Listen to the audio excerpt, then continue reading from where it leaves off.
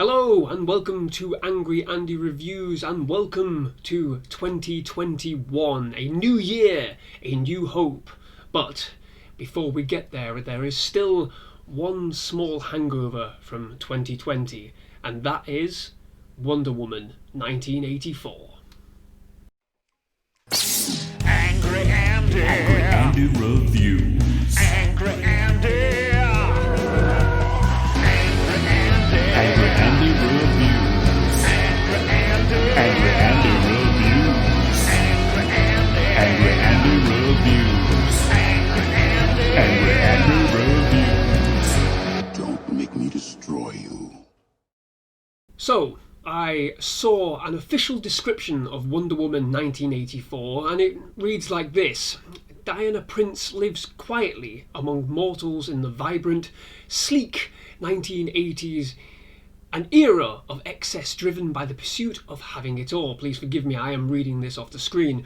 Though she's come into her full powers, she maintains a low profile by curating ancient artifacts and only performing heroic acts incognito. But soon, Diana will have to muster all of her strength, wisdom and courage as she finds herself squaring off against Maxwell Lord and the Cheetah, a villainess who possesses superhuman strength and agility. I nearly said agility then.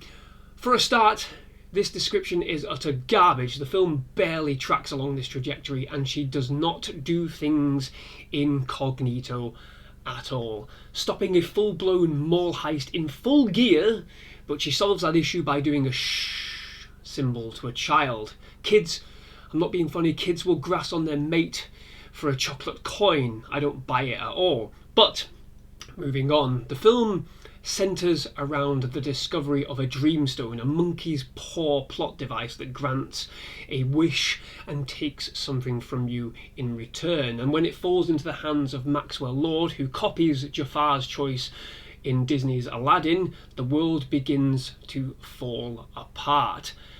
Superhero movies have the habit of doing several things, and Wonder Woman 1984 is no different, and it suffers as a result. The film is overly long and oftentimes tedious due to pure overload of characters, story beats, and several conflicting tones that make the film feel wholly uneven, hence the official description being completely basic.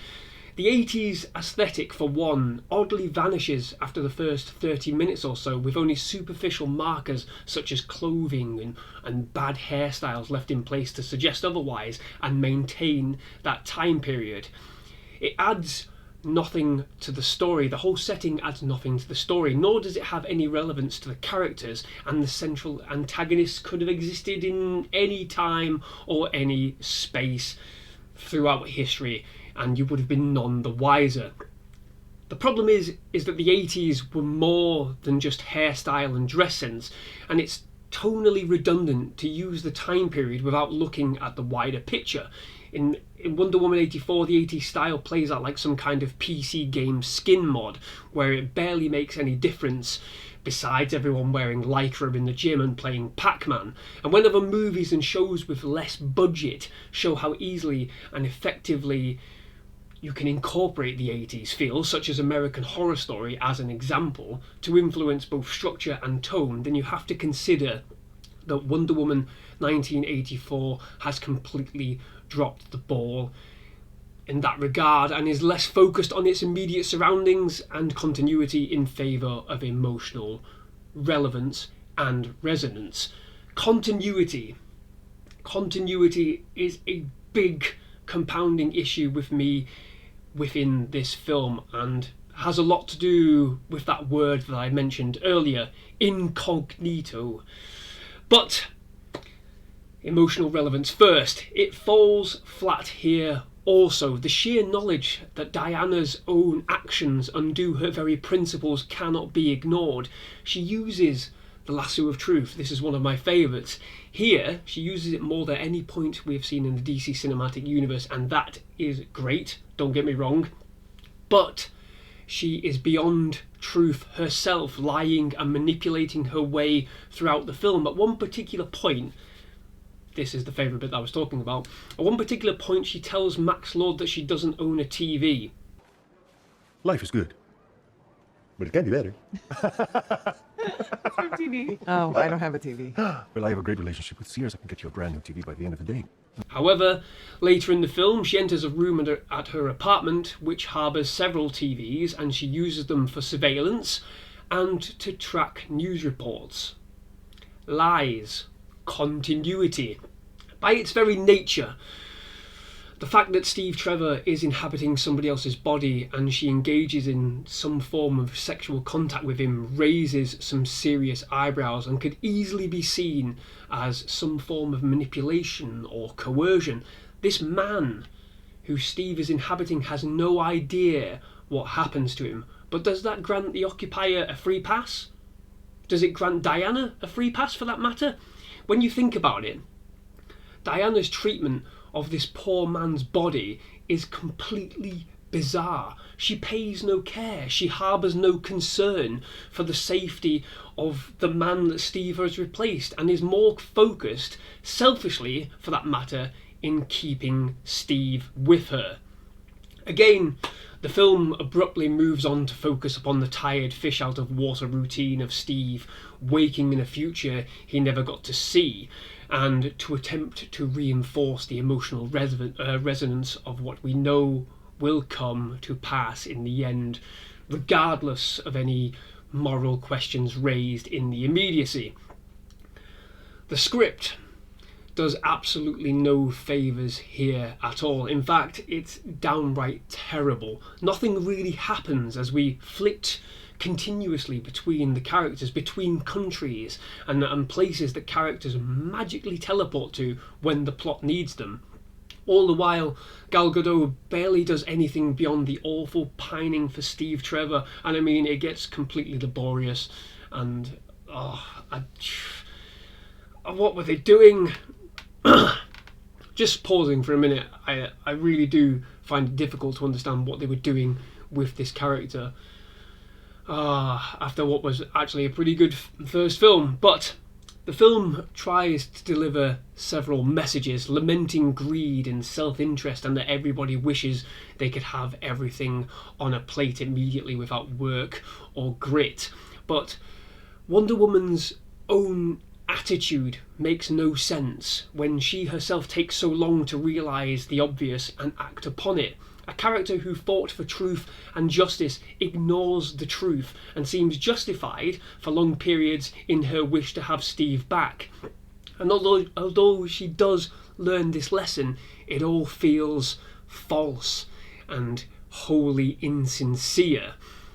The internal consistency and continuity is the film's nail in the coffin. As I said before, it is the one thing that drives me mad about this film. As much as I enjoyed Maxwell Lord and Cheetah to begin with, a failed entrepreneur and a woman left and ignored by everyone around her, the film cannot decide who the primary villain is, and it falls foul of the Spider-Man 3 conundrum whereby the characters simply don't do enough and end up getting each other's way, culminating in an absurdly rushed team-up and a lackluster finale that is further undone by terrible CGI, a fight that is rendered completely in the dark to cover up just how awful it actually looks.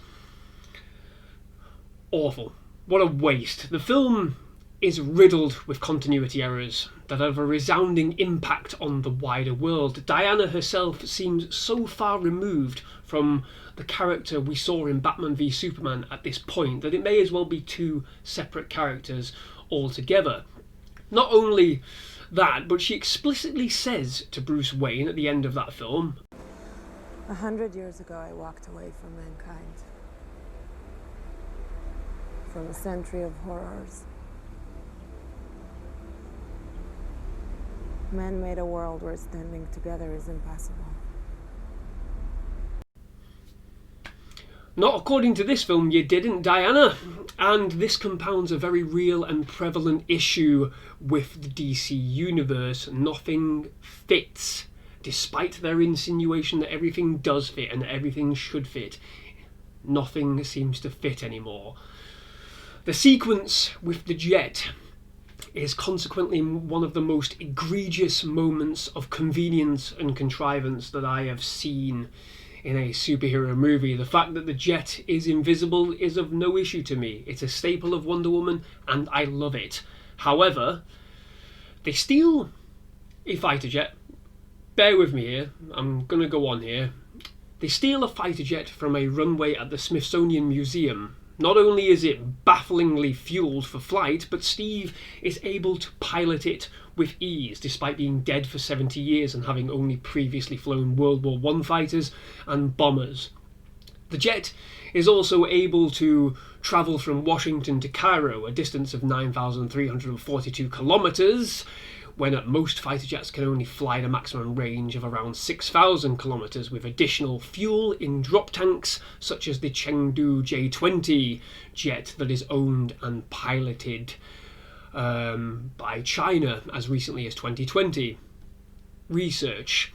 Not only that, but the film skirts past the fact that Diana uses her access card very clearly to gain entry to the facility, thus highlighting that she took the jet, and there is no mention of it later, nor are there any repercussions about its theft and her involvement, and indeed what actually happens to the jet come the end of the film.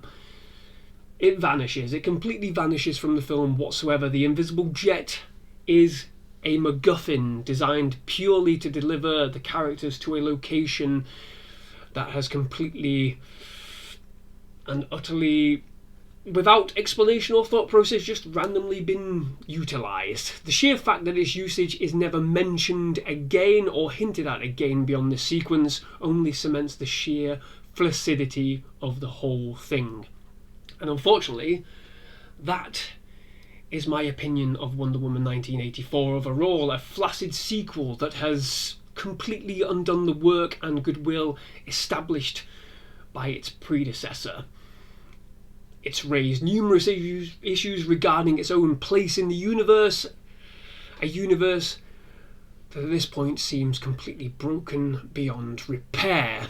It's hammy, it's forgettable, concocts a tonic of ludicrous storytelling, and its emotional payoffs feel completely unearned. Are we to believe that by the end of this film, that people seriously just forget that nuclear missiles were fired at other nations?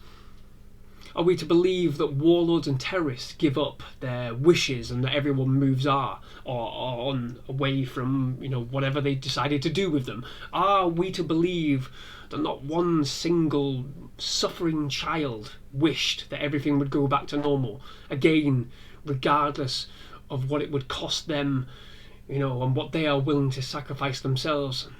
Not a chance. Although that probably would have made for a much better and much more poignant ending.